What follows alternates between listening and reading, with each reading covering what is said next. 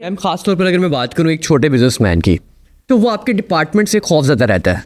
इस खौफ को कम करने के लिए क्या किया जाएगा? ताजर स्कीम है, हम उस पर काफ़ी ज़्यादा वर्क कर रहे हैं और उसमें उनको कह रहे हैं कि आप इंस्टेड ऑफ कि आप हमें सब कुछ, क्योंकि उनके लिए पॉसिबल नहीं है लेजर करना, जर्नल करना, स्टेटमेंट्स बनाना, इतना मैग्नीट्यूड का बिजनेस नहीं होता, तो हम उनको फिक्स प्रोपोर्शन कहते हैं और इजी रिटर्न्स फाइलिंग करते हैं। आप इजी रिटर्न करें, डिक्लेयर करें और एक सर्टेन परसेंटेज दें और वही आपका टैक्स है।